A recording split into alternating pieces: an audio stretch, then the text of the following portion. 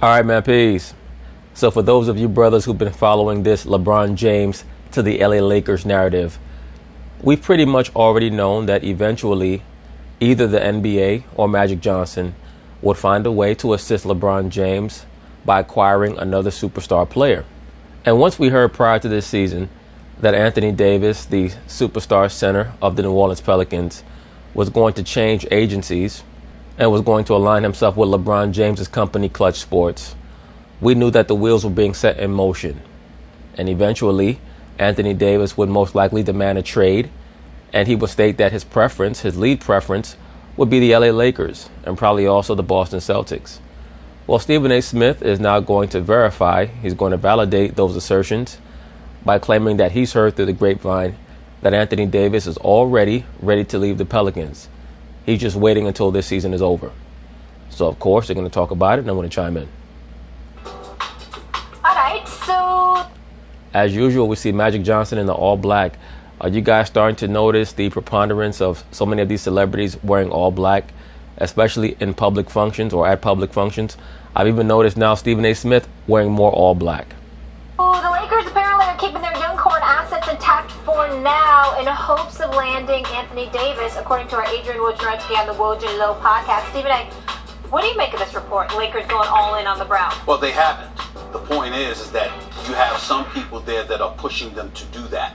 Obviously, Rich Paul would love for the Lakers to go all in and after Anthony Davis. Right now, he is now Anthony Davis's representative.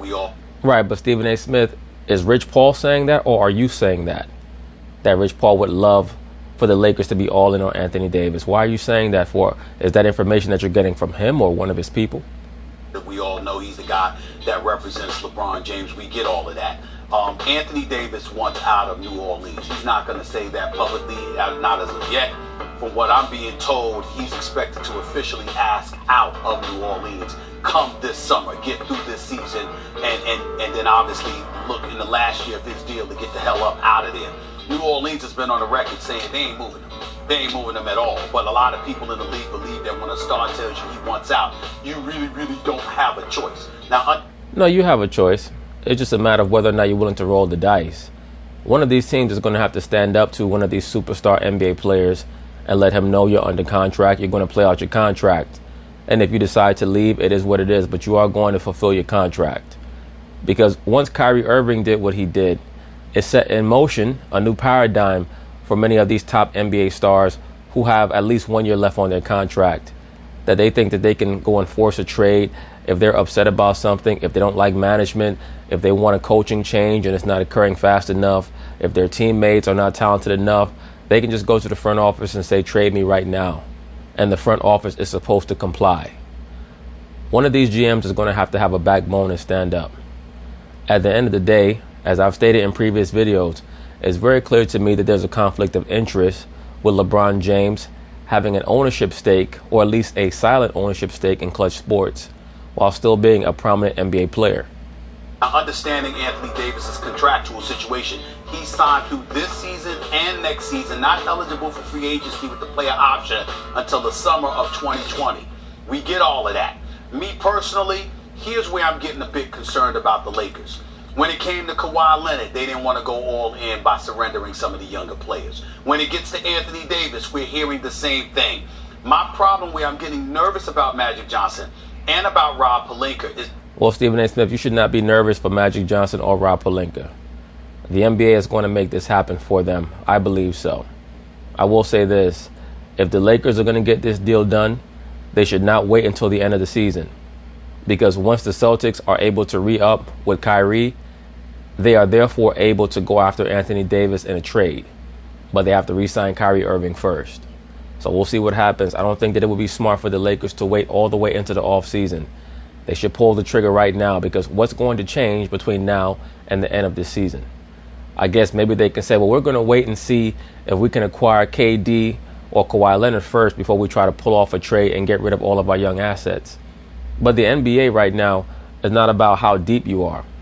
It's about having two great players, or maybe three great players, but really two great players, one good player, and some role players who just can hit some open shots and are scrappy on defense. Is that look, we don't know what Kawhi is going to do. We don't know whether he's going to stay in Toronto, or if he's going to elect to go to the Clippers, who are anticipating having enough cap space for 2 guys. Or if Kawhi might just shock everybody, leave Toronto and sign with the Golden State Warriors after Kevin Durant decides that he's going to leave Golden State and sign either with the Lakers or the Clippers. We heard the statements from KD, which gives the impression he ain't interested in going to the Los Angeles Lakers. Allegedly. I still don't fully trust that yet. I still think the Lakers have about a 10% chance to sign KD. If that holds true, but he's interested in moving on from Golden State, it's possible that he could team with Kawhi and end up with the Los Angeles Clippers. Doc Rivers. As of right now, I would say that that's probably probable. Either the Clippers or Golden State are the front runners for KD in my view. Jerry West and all of those boys. The Clippers are not playing. They believe they have a shot. So when you take all of those things into consideration, if any of it is true, even if we're not sure. If any of it's true, even if you're not sure, what the hell are they paying you for? I thought you were a journalist. I thought you had sources, man. What's going on? Even if none of it's true, even if we're not sure. Sure, it still makes for very, very nervous times, Max, with the Los Angeles Lakers, which means you should elevate the importance of pursuing an Anthony Davis. And I'm of the mindset you hold on for dear life to Kyle Kuzma and Josh Hart with LeBron so you can add somebody else. But obviously, if you have to worry about the specter of the Clippers landing a couple of stars, then that might elevate it to the point where you're willing to give up the house just to get LeBron and AD in LA together. This is a situation that's going on in LA. We'll see what happens. Yes, Magic Johnson is in a rather precarious situation, but I am confident that Adam Silver is going to help him out. In some way, he's going to step in and assist Magic Johnson. Every time Magic Johnson is in a strait in some way, shape, or form, a Caucasian Jew steps in behind the scenes to help him out. So I do believe that that scenario will present itself again for Magic to be saved by a very super liberal Caucasian Jew with power and affluence. But we'll see. We'll see. Because that is going to be a very rough road to hoe for the Lakers. Do you pull the trigger now and give away a lot of your prospects?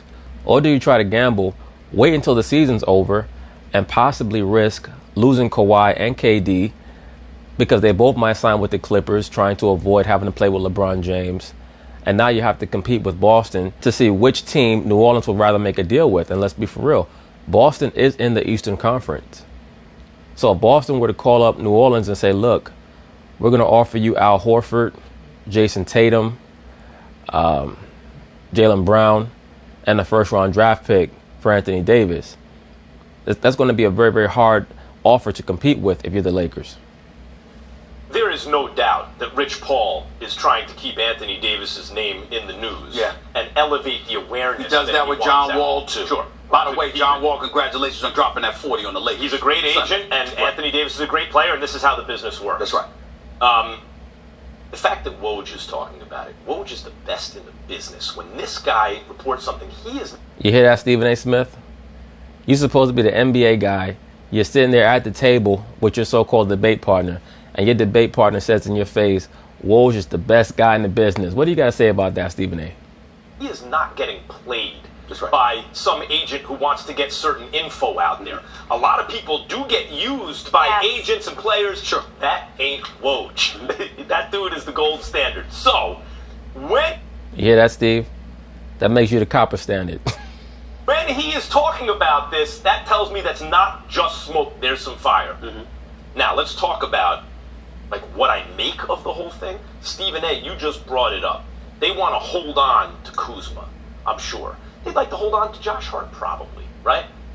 But well, you know what? In life, we don't like to hold on to a lot of shit that we have to let go if we want to get something better. That's a part of life. If you're the Lakers, you're not going to be able to hold on to Kuzma and Lonzo Ball and Brandon Ingram and just, be able to attain Anthony Davis for nothing. Oh, yeah, we were able to get Anthony Davis for Josh Hart and first-round draft pick considerations in 2022 and 2023. No, that shit ain't going to happen.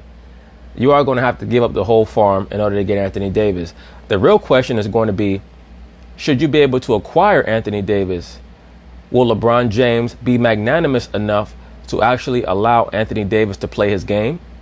Or will LeBron try to turn him into Chris Bosh 2.0? But there's an old expression called too clever by half.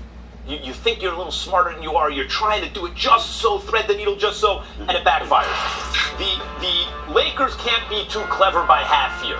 If Anthony Davis is available now, tomorrow, end of the season, trade deadline, next year, anytime he's available, and I'm the Lakers, here is what I am willing to give up for him. Okay. Well, here's the problem. Kentavious Caldwell-Pope has a no-trade clause.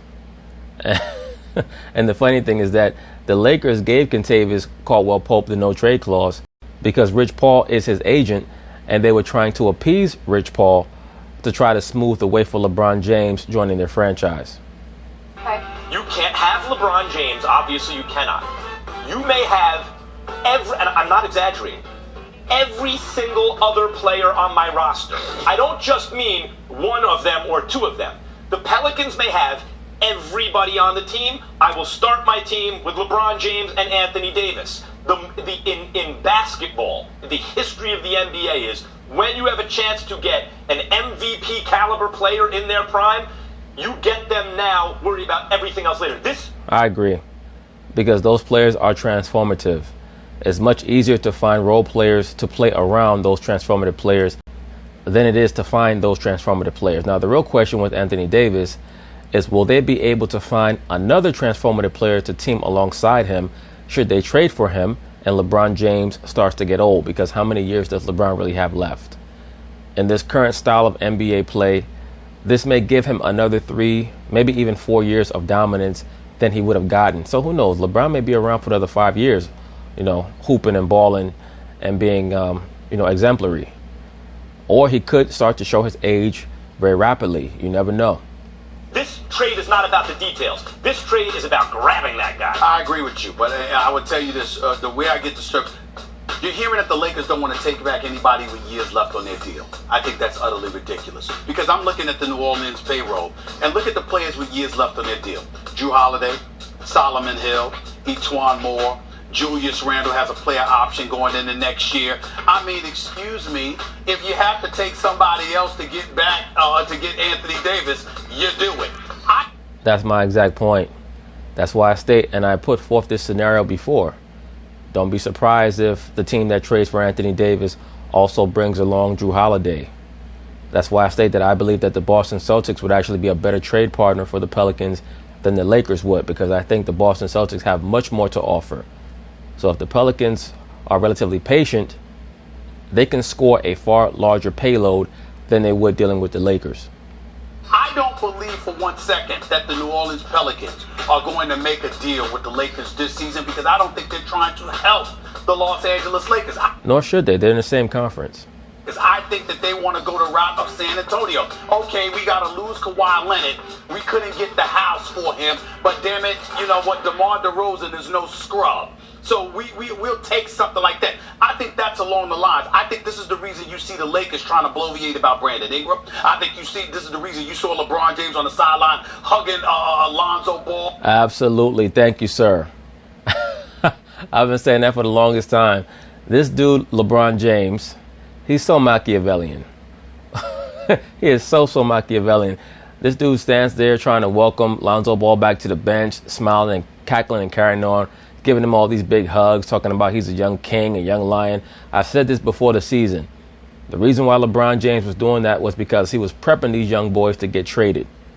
Ball with the triple double and the blowout loss, or the blowout win rather, over Charlotte on Saturday, because I think they're trying to elevate the profile and the cachet and stature of these individuals who may ultimately be gone. I don't know why in the hell.